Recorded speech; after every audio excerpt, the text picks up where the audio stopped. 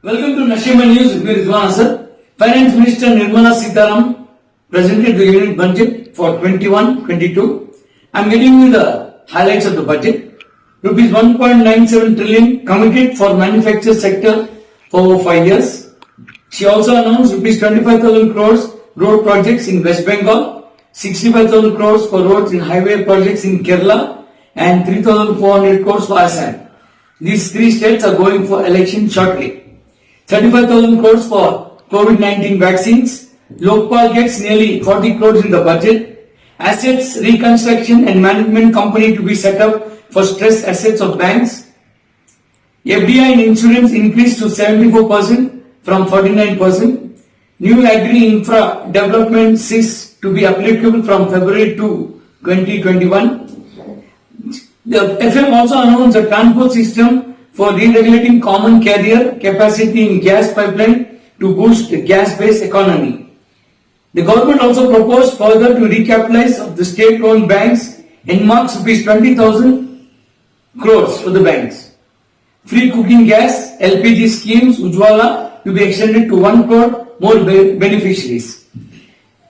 The FM has also said that schemes of promoting flagging of merchant ships in India will be launched by providing subsidized support. Government to hike FDI cap in insurance sector to 74%. The finance minister also says that 100% electrification of the broad gauge rail tracks would be completed by December 2023. The FM announced 18,000 crore scheme to augment public transport in urban areas. Finance Minister Nirmala Sitaraman embarked rupees 1,500 crores for promoting digital mode of payment, rationalizing custom duties on gold and silver in budget 21-22.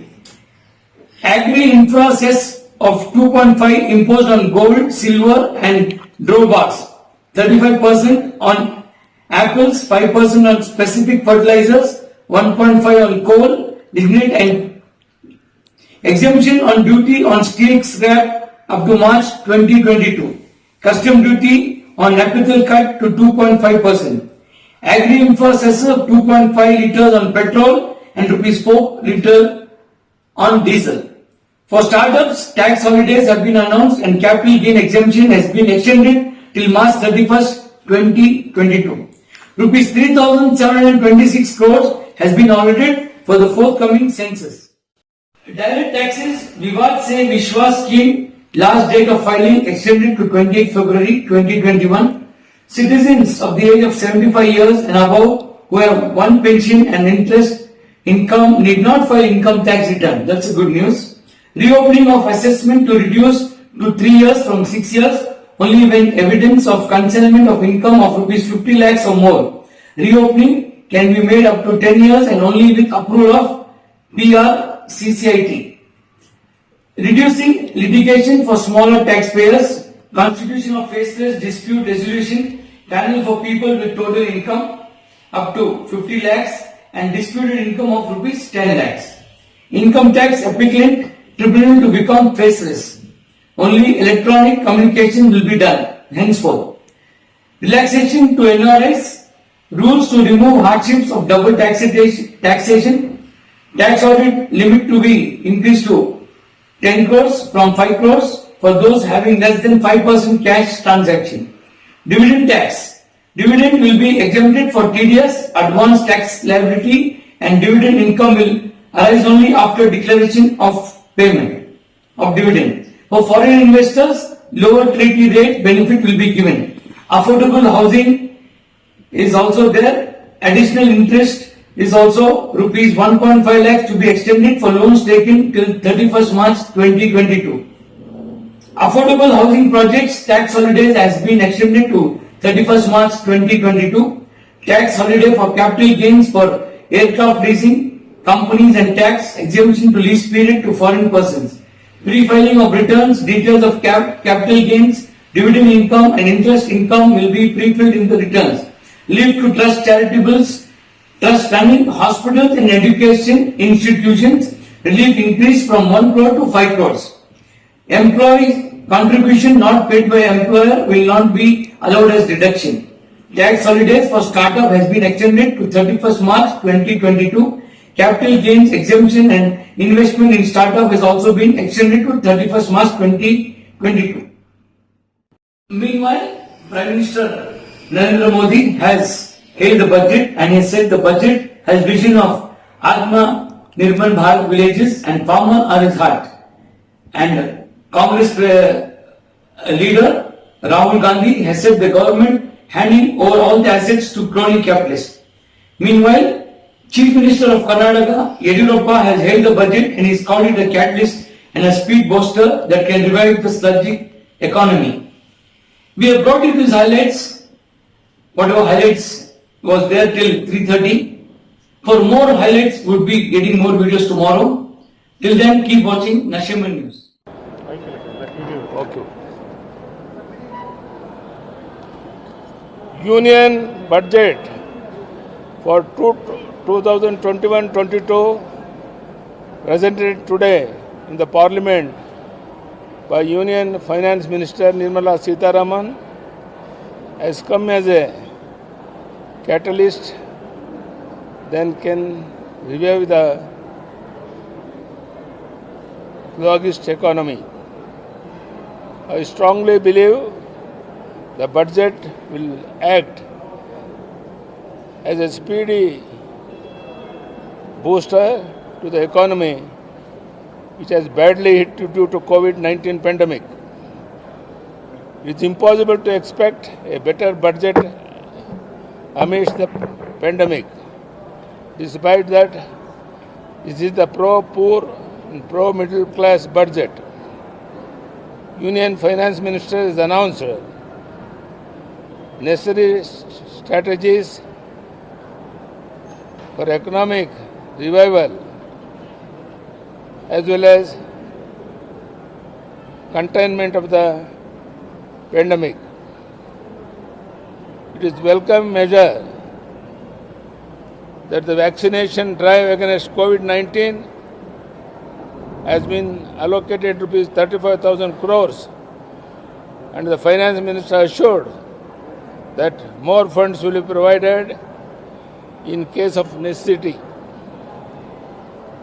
Strengthening of agriculture sector, skill development, infrastructure development and industrial development has been given special emphasis in the budget. The budget has provided a platform to double the farmers' income by 2022 as per the aspiration of Honorable Prime Minister Narendra Modi ji. Rupees 16.50 lakh crores has been allocated for agriculture and rural development. Strengthening and continuation of MSP has been emphasized. Funds to improve the infrastructure in APMCs, doubling the grants for metro, micro irrigation and value addition program for 22 crops will help farmers in a great way. Tax holiday for construction of affordable houses will benefit middle classes. Rupees 1.10 lakh crores has been allocated under National Railway Project. It is a welcome move to have provided rupees 1.07 lakh crores for capital expenditure. Rupees 14,778 crore has been announced for Bangalore Metro project. 58 kilometers of new route can be constructed due to this provision. This is the biggest gift to Karnataka from our own Finance Minister. It is commendable to note that rupees 3.30 lakh crore allocated under Bharatmala to improve road connectivity in the country and rupees 3 lakh crore to power sector. The thrust given to bus transport system for allocating rupees 18,000 crore will help to reduce traffic conjunction in urban areas. I welcome the allocation of 2.23 lakh crore for health sector, including 64,180 for wellness centers and rupees 1.41 lakh crore for urban Swachha Abhiyan.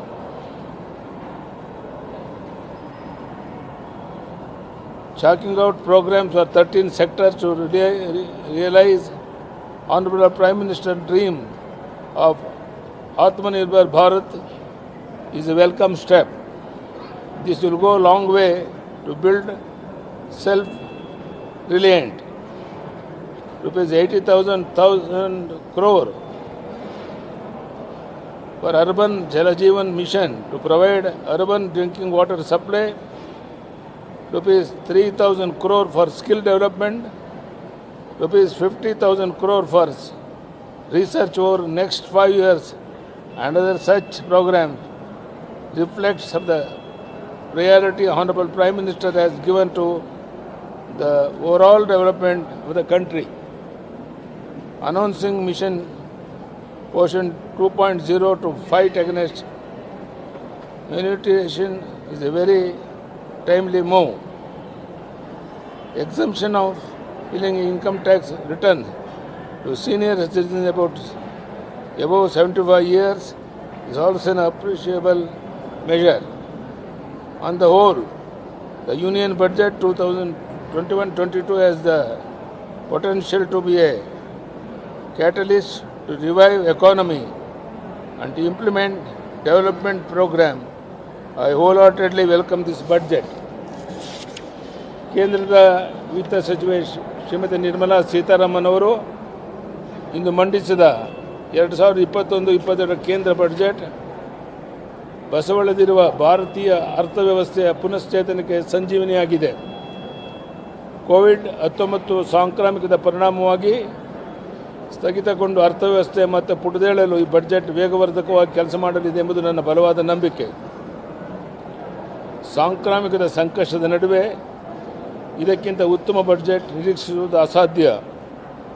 ರೋಗ ನಿಯಂತ್ರಣದ ಜೊತೆಗೆ ಅರ್ಥವ್ಯವಸ್ಥೆಯ ಪುನರ್ಜೀವನಕ್ಕೆ ಅಗತ್ಯವಾದ ಕಾರ್ಯತಂತ್ರವನ್ನು ಕೇಂದ್ರ ವಿತ್ತ ಸಚಿವರು ಬಜೆಟ್ನಲ್ಲಿ ಪ್ರಕಟಿಸಿದ್ದಾರೆ. ಕೋವಿಡ್ ಸಾಂಕ್ರಾಮಿಕದ ನಿವಾರಣೆಗೆ ಕೈಗೊಂಡಿರುವ ಲಸಿಕೆ ಅಭಿಯಾನಕ್ಕೆ 35,000 ಕೋಟಿ ರು ಒದಗಿಸಿದ್ದು, ಇನ್ನೂ ಹೆಚ್ಚಿನ ಹಣದ ಅಗತ್ಯ ಬಿದ್ದಲ್ಲಿ ಒದಗಿಸುವುದಾಗಿ ಕೇಂದ್ರ ಸಚಿವೆ ತಿಳಿಸಿರುವುದು ಸ್ವಾಗತಾರ್ಹ ಸಂಗತಿ. ಕೃಷಿ ಕ್ಷೇತ್ರದ ಬಲವರ್ಧನೆ, ಅನ್ನದಾತ ರೈತರ ಅಭಿವೃದ್ಧಿಗೆ ಪ್ರಾಮುಖ್ಯತೆ, ಕೌಶಲ್ಯ ಹಾಗೂ ಮೂಲಸೌಕರ್ಯ ಅಭಿವೃದ್ಧಿ ಮತ್ತು ಕೈಗಾರಿಕಾ ಬೆಳವಣಿಗೆಗೆ ಈ ಬಜೆಟ್ನಲ್ಲಿ ವಿಶೇಷ ಗಮನ ನೀಡಲಾಗಿದೆ.